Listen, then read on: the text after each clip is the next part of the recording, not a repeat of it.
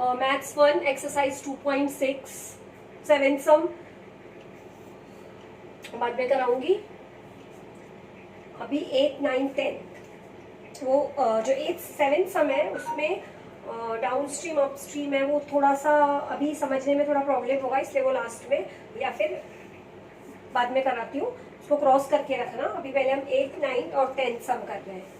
तो 8 सम में क्वेश्चन दिया है, Pintu takes 6 days more than those of Nishu to complete certain work. Question मैंने सेंड किया था ग्रुप पे। क्वेश्चन जब भी सम करा रही हूँ तो ये क्वेश्चन अच्छे से सामने रख लेके बैठो, तब समझ में आएगा। और इतने बड़े बड़े क्वेश्चन मैं लिख नहीं सकती, इसलिए मैंने ग्रुप पे सेंड कर दिए थे सारे क्वेश्चन। जिसके पास टेक्स्ट बुक नहीं है और जिसके पास टेक्स्ट बुक है, अपनी अपनी टेक्स्ट बुक ओपन करके बैठो। Pintu takes 6 days more than those of Nishu to complete certain work. मतलब पिंटू को एक काम कंप्लीट करने में नीशू से 6 दिन ज्यादा लगते हैं। मतलब नीशू को जितना टाइम लगता है पिंटू को उससे 6 दिन ज्यादा लगते हैं। इफ दे वर्क टुगेदर, अगर वो दोनों साथ में काम करते हैं, then they finish it in 4 days, तो 4 दिन में वो कंप्लीट कर लेते हैं। How many days would it take to complete the work if they work alone. अगर वो अलग अलग काम करेंगे तो उनको कितना टाइम लगेगा काम कंप्लीट करने में। तो पहले देखो, इसको 6 दिन ज्यादा लगते हैं, किसको, पिंटू को। तो नीशू को हम x लेंगे कि let Nishu take x days to complete the work. Let Nishu takes x days to complete a work.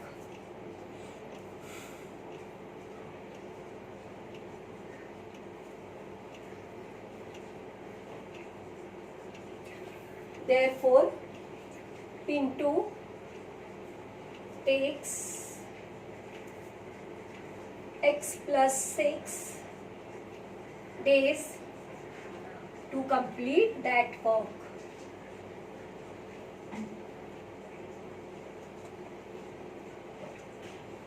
माना नीशू को एक काम करने में x दिन लगते हैं, इसलिए पिंटू को एक काम करने में x plus 6 दिन लगेंगे। ये हो गया। अब दोनों को मिलकर 4 दिन लगते हैं काम करने में। अब अगर एक काम करने में नीशू को x दिन लग रहा है, तो एक दिन में वो कितना काम करेगा। एक दिन में पहले हमें एक दिन का निकालना पड़ेगा, क्योंकि यहाँ 4 दिन का दिया है ना।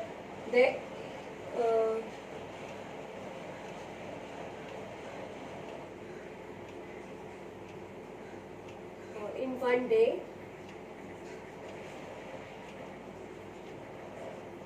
Nishu complete 1/x work. एक दिन में उसे कितना काम करेगा वो, 1/x। Therefore, in 1 day Pintu complete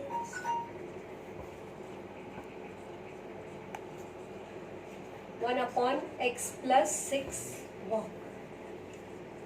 देखो, अगर मैं बोलूंगी कि मैं एक दिन में एक काम करने में मुझे x दिन लगता है, ये मेरा डेज है और ये मेरा वर्क है, तो मुझे एक काम करने में x डे लगता है, एक काम करने में x डेज लगता है। तो मैं एक डे में कितना काम करूंगी, ऐसा ये क्यों लिखा, ये समझने के लिए ये देखो हाँ ध्यान से। मुझे एक काम करने में x दिन लगता है, तो एक दिन में मैं कितना काम करूंगी, तो मैं क्या करूंगी, क्रॉस मल्टीप्लाई ही होता है ना इसमें।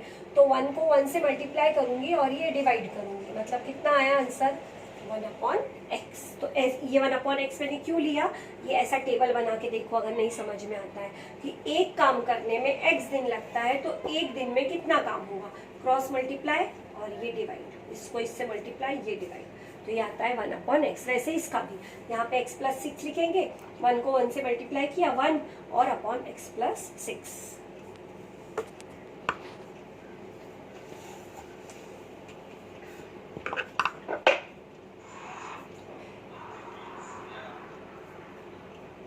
अभी क्या दिया है, टुगेदर दे फिनिश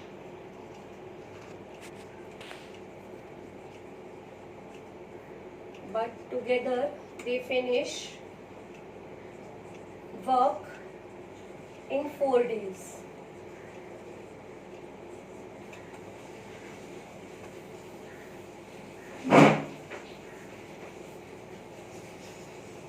अभी यहाँ पे क्या लिखना है कि एक दिन में निशु 1/x काम करता है और एक दिन में पिंटू 1/x+6 काम करता है।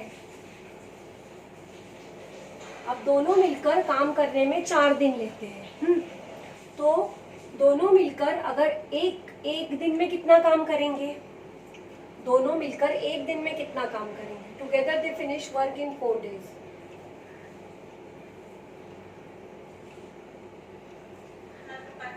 They finish work in 1 day.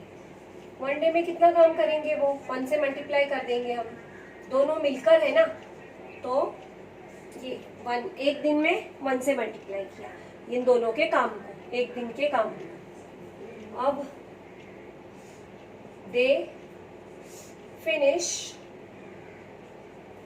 Work in 4 days. अगर 4 दिन में वो काम कर रहे हैं तो कितना करेंगे? 4 से हम इसको मल्टीप्लाई कर देंगे।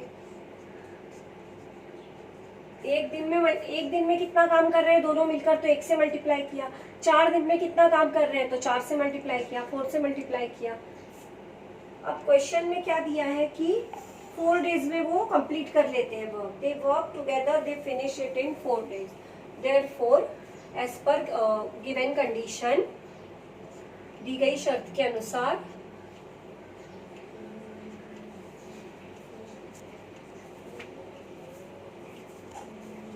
ये 1/4, ये 4 को हमने इस साइड ले लिया, इस साइड, तो ये क्या हो गया 1/4, मतलब 1/x। ये क्या है? एक दिन में निशु कितना काम करता है। ये क्या है? एक दिन में पिंटू कितना काम करता है। और ये क्या है कि एक काम करने में 4 दिन में ये क्या है कि निशु को एक दिन में किया गया काम निशु द्वारा, ये पिंटू के द्वारा किया गया एक दिन में काम, और ये है दोनों ने मिलकर एक दिन में किया काम, तो इसलिए 1/4 लिया हमने। अभी हम इसका क्वाड्रेटिक इक्वेशन बनाएंगे, वर्ग समीकरण, और इसको सॉल्व करेंगे। तो पहले हम क्रॉस मल्टीप्लाई करेंगे। क्रॉस मल्टीप्लाई मतलब इसको इससे, 1 को इससे x+6 से किया तो x+6, फिर प्लस की साइन x को 1 से किया तो x, और ये 1/4 ऐसा ही। अब हम क्या करेंगे? इन दोनों को प्लस कर देंगे। x+x कितना हो गया? 2x +6। इसको इससे मल्टीप्लाई किया, x को x से मल्टीप्लाई किया, x², 6 को x से किया 6x। अब फिर से क्या करना है हमको? Cross multiplication. 4 से हम 2x+6 को करेंगे और 1 से इसको करेंगे, तो वही आएगा 1 से किया तो। अब हम इसको मल्टीप्लाई करेंगे ब्रैकेट के बाहर जो नंबर है, तो 4 2 जा 8, 4 6 जा 24। अब ये दोनों नंबर को हम राइट हैंड साइड लेकर जाएंगे, तो ये इसकी साइन चेंज हो जाएगी। ये प्लस है, ये यहाँ पर जाके माइनस हो जाएगा। ये 24 भी प्लस है, ये भी माइनस हो जाएगा, तो ये आ गया हमारा। अभी इसको हम सिर्फ यहाँ पे हमको इसको माइनस करना है, तो ये बन जाएगा हमारा क्वाड्रेटिक इक्वेशन। तो अभी हम क्वाड्रेटिक इक्वेशन सॉल्व करते हैं।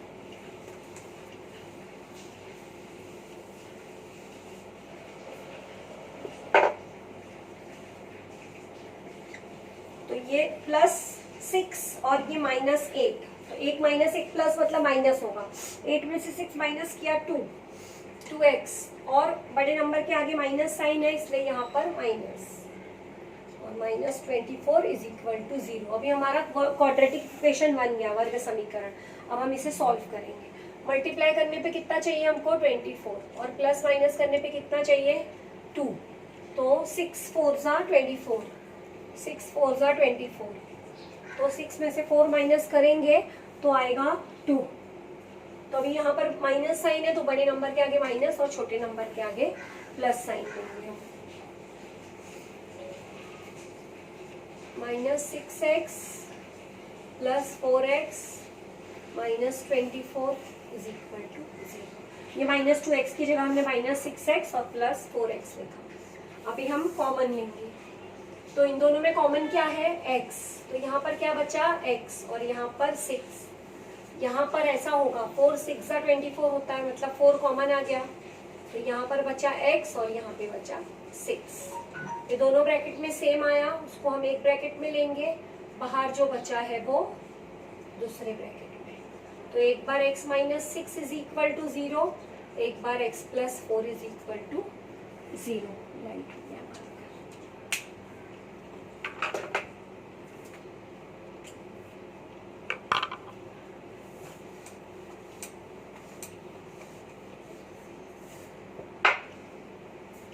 तो ये प्लस माइनस 6 यहाँ पे जाके प्लस हो गया, ये प्लस 4 यहाँ पे जाकर राइट हैंड साइड जाकर माइनस हो गया, तो x इज इक्वल टू 6 आ गया। मतलब Nishu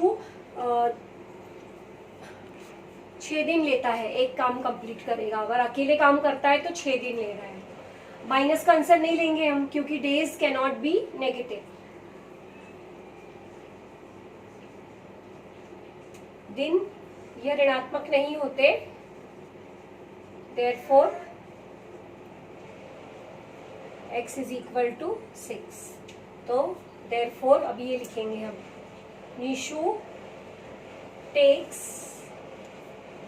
6 days to complete a work। मतलब निशु एक काम करने में 6 दिन लेता है, अगर निशु अकेला करेगा तो। फिर वही काम अगर पिंटू अकेला करेगा तो पिंटू टेक्स, अभी वो 6 दिन ज्यादा ले रहा है ना इससे, तो 6 प्लस 6, तो कितना हो जाएगा, 12 डेज।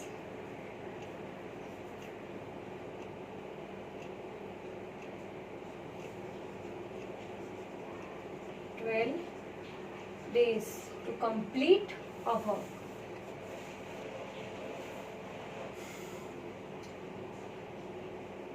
मतलब नीशु 6 दिन में एक काम पूरा करता है और पिंटू 12 दिन में वह काम पूरा करता है। तो ये हो गया हमारा सम कंप्लीट। अभी इसमें सिर्फ थोड़ा सा अलग क्या है, जो हमने 1/x लिया ना वो, तो 1/x क्यों लिया वो मैंने बताया, तो वैसा ही लिख के देखना, वर्क डेज। वर्क मतलब एक दिन में कोई कितना काम कर रहा है, जैसे मैंने अभी एग्जाम्पल में बताया इधर वर्क और ये डेज, तो यहाँ पे ऐसा वर्क और डेज लिख के देखना कि डेज x है तो वर्क 1 है। तो अगर डे 1 होगा, एक दिन में पहले कम कभी भी निकालते हैं, जैसे हमसे पूछा जाए किसी का भी, जैसे मैं अगर बोलूँ कि एक महीने में 30 दिन, एक महीने में 30 दिन है, तो मैंने से क्वेश्चन बनाया, तो हाफ महीने में कितने दिन होंगे। तो कभी भी किसी भी चीज का अगर हमें कोई नंबर निकालना है तो पहले हम वो एक का निकालते हैं। जैसे मैंने बोला कि 12 दर्जन केलों का मूल्य इतना इतना रुपए है, तो मुझे अगर 5 दर्जन का निकालना है, तो 5 दर्जन का निकालने के लिए पहले मैं 1 दर्जन निकालूंगी। 1 दर्जन आने के बाद मेरा जो 1 दर्जन का आंसर आएगा उसको मैं 5 से मल्टीप्लाई करूंगी। तो कभी भी कोई भी चीज निकालने के लिए अभी वो 1 दिन का पहले हमें निकालना पड़ता है, तो इसलिए हमने 1 दिन का निकालने के लिए 1/x लिया है बस।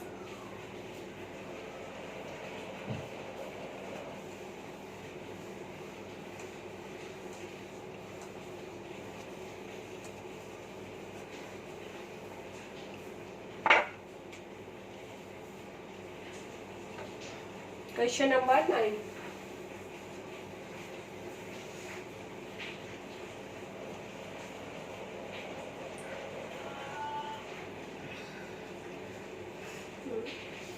If 460 is divided by a natural number, quotient is 6 more than 5 times the divisor and the remainder is 1. Find the quotient and the divisor. इसके लिए हमें पहले फाइंड क्या करना है, क्वोशिएंट फाइंड करना है और डिवाइजर फाइंड करना है। देखो, हम अगर किसी नंबर को डिवाइड करते हैं, सपोज हमने 26 को 5 से डिवाइड किया, एक एग्जांपल बता रही हूँ मैं, तो कैसे डिवाइड होगा, 5 5 25 माइनस 1, ये हो गया हमारा सम कंप्लीट। ये क्या है हमारा डिविडेंड, ये क्या है डिवाइजर, ये क्या है, क्वोशंट, और ये क्या है, रिमाइंडर। हिंदी में भाज्य, भाजक, भागफल, शेषफल। मराठी में भाज्य, भाजक, भागाकार, बाकी। तो ये हमारा डिवीजन है। अभी डिवीजन में हमारा फॉर्मूला कैसा होता है, हम जो पहले डिवाइड करते थे, जब हमको एक डिवीजन का सम होता था एक सिंपल, तो हमको उसको सम होने के बाद उसको एक फॉर्मूले के रूप में लिखना पड़ता था। वो हम कैसे लिखते थे, हमारा फॉर्मूला रहता था dividend is equal to divisor into quotient plus remainder. ये हमारा फॉर्मूला था, जिसको हिंदी में कैसा लिखेंगे, भाज्य बराबर भाजक गुणे भागफल प्लस शेषफल। वही मराठी में लिखना है तो भाज्य बराबर भाजक गुणिले भागाकार अधिक बाकी। तो ये फॉर्मूले के हिसाब से हमको ये सम सॉल्व करना है। ये फॉर्मूला हमें अपने यूज करके हमें क्वाड्रेटिक इक्वेशन बनाना है। ये इंग्लिश में हमारा फॉर्मूला, ये हिंदी में और ये मराठी में। तो ये मैंने क्यों बताया एग्जाम्पल कि डिवाइजर क्या होता है, क्वोशंट क्या होता है, रिमाइंडर क्या होता है, और ये फॉर्मूले में हमको वैल्यू सब्स्टिट्यूट करनी है ये क्वेश्चन में, और हमारा क्वाड्रेटिक इक्वेशन फॉर्म होगा। तो अभी क्वाड्रेटिक इक्वेशन हमको फॉर्म करने के पहले क्या फाइंड करना है, उसको हम एक्स लेते हैं। तो इसमें हमें फाइंड करना है क्वोशंट और डिवाइजर। तो अब ये देखेंगे कि क्वोशंट को एक्स लेना है कि डिवाइजर को एक्स लेना है। Quotient is 6 more than 5 times the divisor. Quotient जो है वो डिवाइजर के 5 टाइम्स से 6 ज्यादा है, तो हम डिवाइजर को एक्स लेंगे। तो डिवाइजर को हमने एक्स लिया। डिवाइजर मतलब क्या, भाजक। Let the divisor is x, therefore quotient is, भाजक हमारा x है तो हमारा क्वोशंट मतलब भागफल, क्वोशंट कितना हो जाएगा, देखो क्वोशंट दिया है, quotient is 6 more than 5 times the divisor. Divisor के 5 टाइम्स से 6 ज्यादा है। इसके 5 टाइम्स से मतलब इसको 5 से मल्टीप्लाई करना है और प्लस 6 क्योंकि 6 ज्यादा है। तो ये हो गया हमारा क्वेश्चन। अब आगे दिया है 460 इज डिवाइडेड, मतलब यहाँ पे ऐसा बोला है कि 460 को डिवाइड किया है, तो मतलब ये 460 क्या हो गया हमारा, dividend. Dividend is 460 and remainder is 1, मतलब बाकी शेषफल 1 है। अब हम ये फॉर्मूले में वैल्यू सब्स्टिट्यूट करेंगे और तो क्वाड्रेटिक इक्वेशन फॉर्म करेंगे। उसमें लिखा है कि 460 को किसी नंबर से डिवाइड किया जाए तो 460 हो गया हमारा। ये हमको समझना है कि 460 हमारा डिविडेंड है क्योंकि उसको ही डिवाइड भाग दिया जा रहा है। तो हम फॉर्मूला लिखते हैं पहले अपना, dividend is equal to divisor into quotient plus reminder.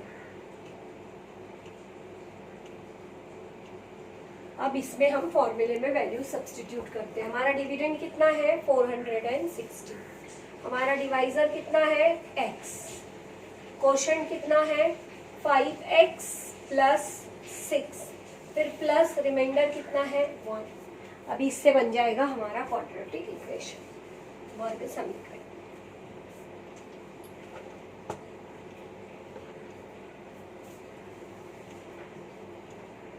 हमने 5 को x को 5x से मल्टीप्लाई किया तो आ जाएगा 5x स्क्वायर, क्योंकि जब मल्टीप्लाई होता है तो ये जो इनकी पावर होती है वो प्लस हो जाती है, 1 + 1 2, फिर प्लस की साइन, फिर x को हमने 6 से मल्टीप्लाई किया 6x + 1। अब ये 460 को हम इस साइड ले लेंगे, तो ये 460 जो है वो माइनस हो जाएगा, यहाँ पर प्लस था तो यहाँ पर हो गया माइनस।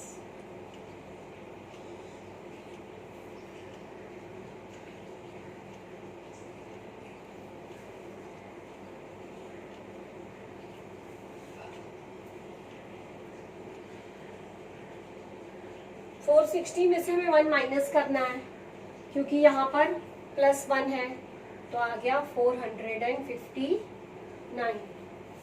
अभी हमें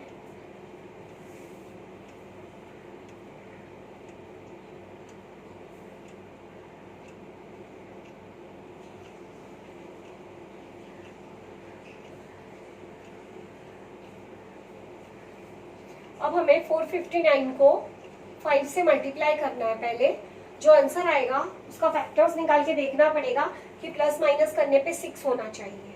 तो हम 459 को पहले 5 से मल्टीप्लाई करते हैं।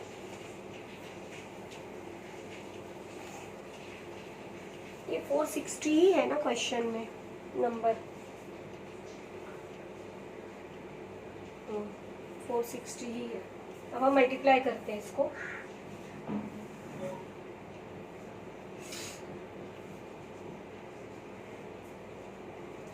2295 मल्टीप्लाई करने पे आया 2295।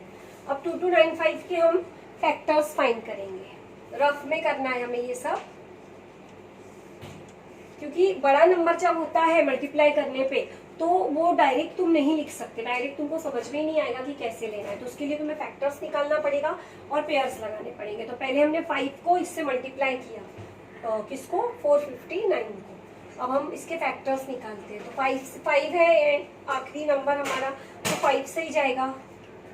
5 4 ज़ा 20, 2 रिमेनिंग, 5 5 ज़ा 25, 4 5 9 ज़ा 45। अब ये नंबर किससे जाएगा, 3 से। 3 1 ज़ा 3, 3 5 ज़ा 15, 3 3 ज़ा 9।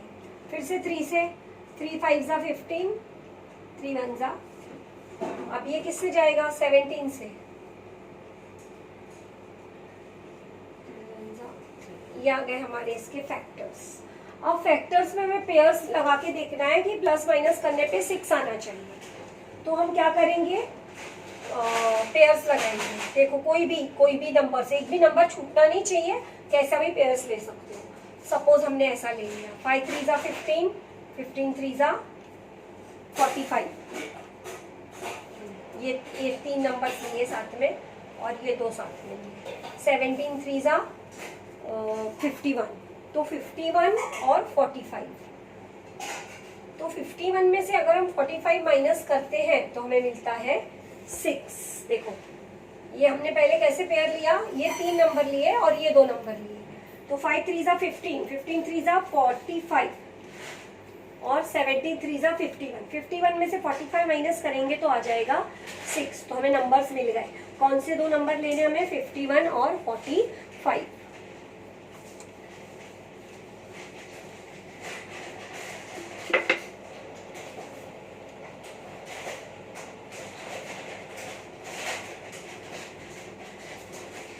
हमने 459 को 5 से मल्टीप्लाई किया तो आंसर आया 2295।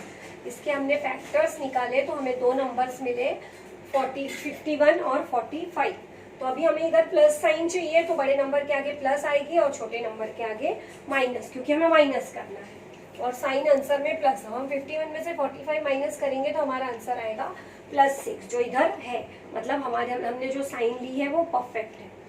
अब हम क्या करेंगे, ये 6x ना लिख के उसकी जगह पे +51 या फिर पहले कोई भी नंबर आगे पीछे लिख सकते हो।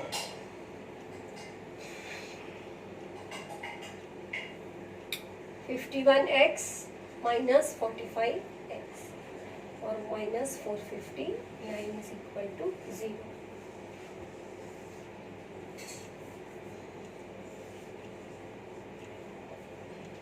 अब इसमें कॉमन, इनमें कॉमन सिर्फ x है, क्योंकि 5 के टेबल में 51 नहीं आता है।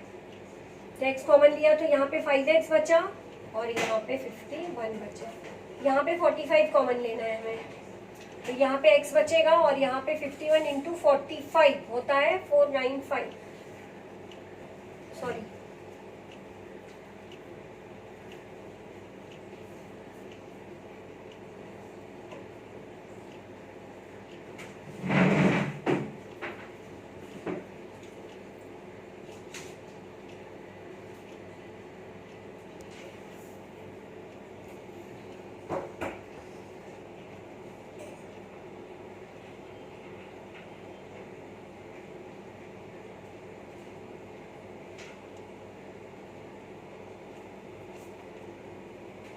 अगर 45 कॉमन लेते हैं तो कुछ भी कॉमन नहीं आएगा यहाँ पे।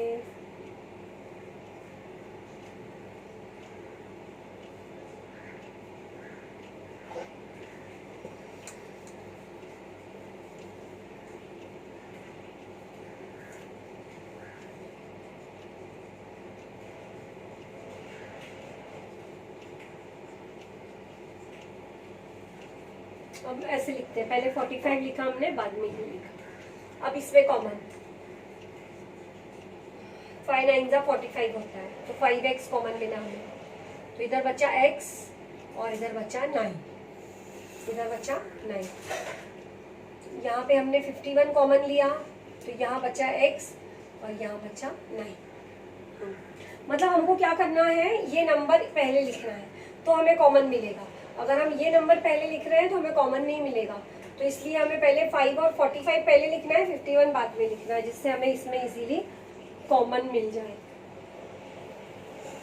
तो ये आ गया सेम, एक ब्रैकेट में x माइनस 9 और बाहर बचा 5x plus 51 is equal to 0। तो एक बार x minus 9 is equal to 0 और एक बार 5x plus 51 is equal to 0। तो यहाँ पे x इज इक्वल टू 9 आ गया और ये 51 हमने इस साइड लिया तो ये माइनस हो गया राइट हैंड साइड जाके। तो एक आंसर आया हमारा -51/5 और एक आंसर आया 9। तो यहाँ पे क्वेश्चन में दिया है कि वो नेचुरल नंबर है, तो नेचुरल नंबर कभी माइनस नहीं होता है। देखो यहाँ पे दिया है कि if 460 is divided by a natural number, तो natural number can not be negative. तो अभी इधर हमको लिखना है कि प्राकृतिक संख्या कभी भी ऋणात्मक नहीं होती है।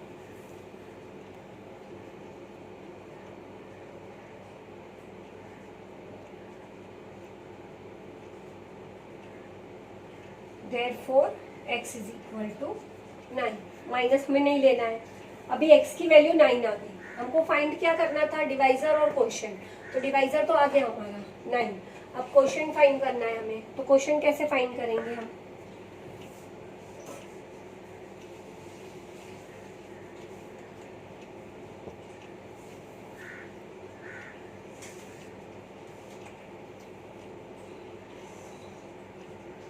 Divisor is equal to 9 and quotient is equal to कितना है 5x प्लस 6।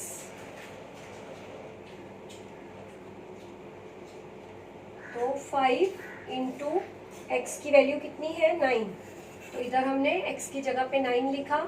5 9 जा 45, 45 प्लस 1 51। तो क्वोशिएंट आ गया हमारा 51 और डिवाइजर आ गया 9। तो ये वाला सम जो है वो पूरा ये फॉर्मूले पे डिपेंड करता है। ये फॉर्मूला हमको याद ही रहेगा ना, वो तो हम लोग जब से रिवीजन करते आ रहे हैं, जब से हमें ये फॉर्मूला पता है। तो ये फॉर्मूले में हमें सिर्फ वैल्यूज सब्स्टिट्यूट करनी है और क्वाड्रेटिक इक्वेशन फॉर्म करना है, और क्वाड्रेटिक इक्वेशन फॉर्म करके हमें आंसर फाइंड करना है, डिवाइजर और एक क्वोशिएंट। तो पहले डिवाइजर जो था वो हमने x लिया था और क्वोशिएंट दिया था कि डिवाइजर के 5 टाइम्स से 6 ज्यादा है, तो 5x प्लस 6 लिया। रिमाइंडर दिया था 1, दिया था कि नंबर 460 को डिवाइड करना है, तो 460 हमारा डिविडेंड हो गया था। तो हमने ऐसे वैल्यू सब्स्टिट्यूट की और क्वाड्रेटिक इक्वेशन फॉर्म किया और उसको सॉल्व करके आंसर फाइंड किया। तो ये हो गया हमारा 9। अब हम करेंगे 10th सम।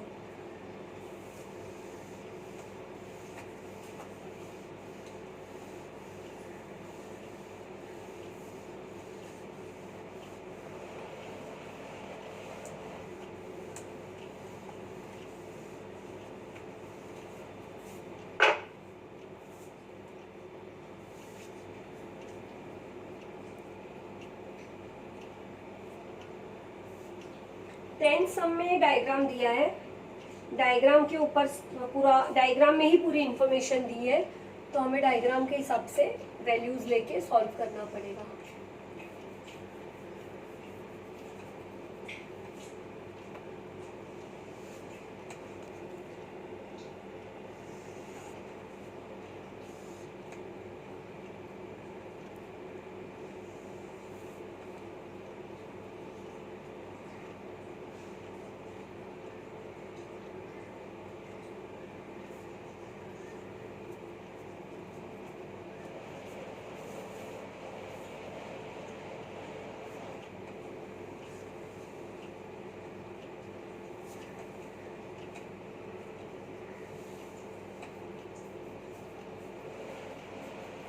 ये इतनी इंफॉर्मेशन हमें डायग्राम में दी है और क्वेश्चन में दिया है in the adjoining figure quadrilateral ABCD is a trapezium. Trapezium है मतलब समलंब चतुर्भुज।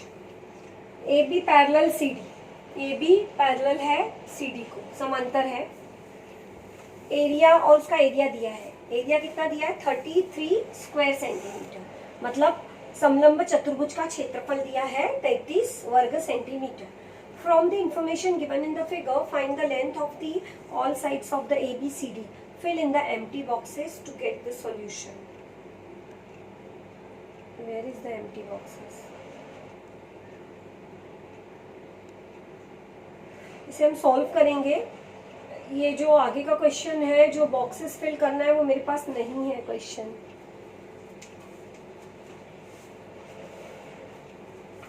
तो मैं पूरा सम करा दे रही हूँ, तुम लोग फिल कर लेना।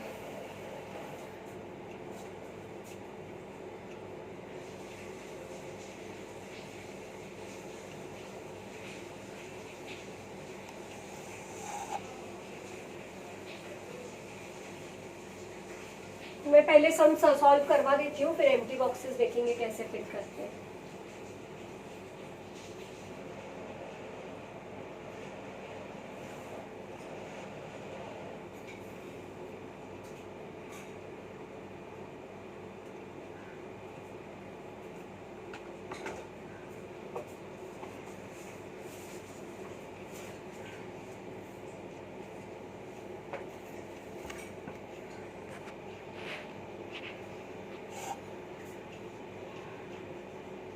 ABCD is a trapezium.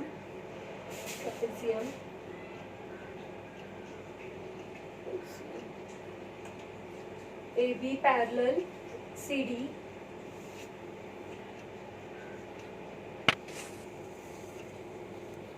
अभी जो ट्रेपेजियम है उसके इसका एरिया क्या होता है, उसका क्षेत्रफल का क्या सूत्र है?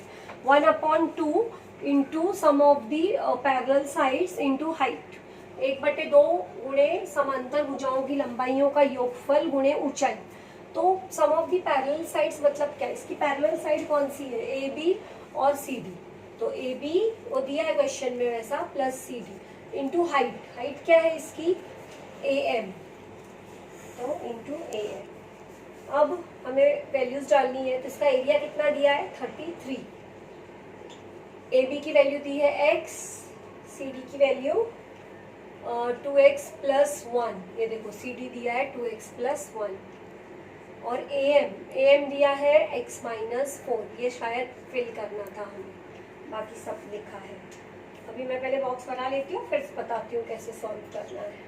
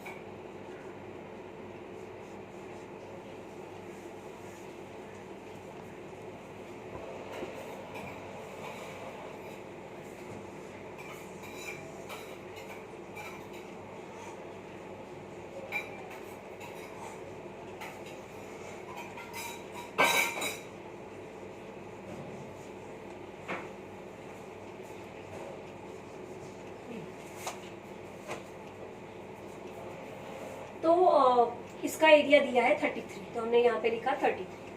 1/2 ए बी दिया है, एक्स डायग्राम में दिया है, सी डी दिया है 2x + 1, ये पूरा सी डी दिया है 2x + 1 into A M height हमने दी है x - 4। अब हमने इन्होंने क्या किया, ये 1/2 जो था इसको इस साइड ले लिया, तो ये लेफ्ट हैंड साइड जाके क्या हो जाएगा 2/1, मतलब 33 को 2 से मल्टीप्लाई कर देंगे तो ये आ गया 66। ऐसा ये 33 और ये 2 इधर जाके हो गया 2/1, तो 33 × 2 आ गया 66। अभी यहाँ पे 2x + x को प्लस किया तो 3x आया, 3x + 1, और यहाँ पे x - 4 हमें ऐसे ही कॉपी करना है, ये हो गया। अब हमें ये इक्वेशन क्वाड्रेटिक इक्वेशन बनाना है, तो इसे हम रफ में सॉल्व करेंगे। कैसे सॉल्व करेंगे, हमें मल्टीप्लाई करना है, ये ब्रैकेट और ये ब्रैकेट को मल्टीप्लाई करना है, तभी हम इसका आंसर फाइंड कर सकते हैं।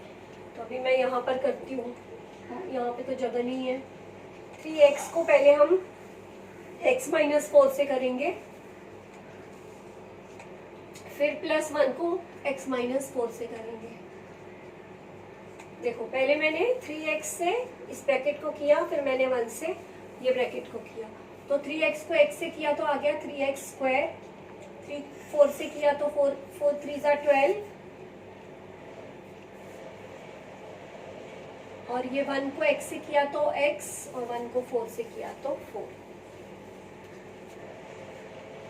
अब ये -12 और +1, मतलब 12 में से 1 हम माइनस करेंगे, एक माइनस एक प्लस है, तो आ जाएगा -11x - 4। यह बन रहा है हमारा क्वाड्रेटिक इक्वेशन। लेकिन इन्होंने क्या किया, 66 को भी ले लिया इधर ही, तभी तो यहाँ पर 0 है ना, तो 66 को भी अभी हम यहाँ पर ले लेंगे, तो 66 यहाँ प्लस था तो यहाँ जाके हो गया 66 माइनस, तो अभी हम 66 और 4 को भी प्लस कर देंगे। ये 66 और 4 को हमने प्लस किया तो कितना आ गया -70। ये आया हमारा क्वाड्रेटिक इक्वेशन, ये क्वाड्रेटिक इक्वेशन आया। 3x² - 11x - 70 = 0, तो 3x² - 11x - 70 = 0। इसी इक्वेशन को हम यहाँ पे एक बार लिख देंगे, 3x² - 11x - 70 = 0। अब हमें इसे कॉमन लेना है, नहीं सॉरी, अब हमें इसे सॉल्व करना है। कैसे सॉल्व करना है, मल्टीप्लाई करने पे 70 × 3 मतलब 210, 210, और प्लस माइनस करने पे 11। तो कैसे, कौन से नंबर्स आएंगे, वो 2 नंबर्स हम कौन से लेंगे, वो भी हमें रफ पे करना पड़ेगा। तो मल्टीप्लाई करने पे देखो 70 को हमने 3 से मल्टीप्लाई किया, तो 70 को हमने 3 से मल्टीप्लाई किया तो कितना आ गया 210। तो मल्टीप्लाई करने पे 210 और प्लस माइनस करने पे 11, तो 21 टेंजा होता है 210, और 21 में से 10 माइनस करते हैं तो आता है 11। तो हमारे 2 नंबर्स कौन से हुए, एक 21 और एक 10। तो अब हमें प्लस कौन सा लेना है और माइनस कौन सा लेना है। हमें माइनस चाहिए यहाँ पे, तो बड़े नंबर के आगे माइनस और छोटे नंबर के आगे प्लस। तो यहाँ पर हमारा ऐसा आएगा ना क्वाड्रेटिक इक्वेशन,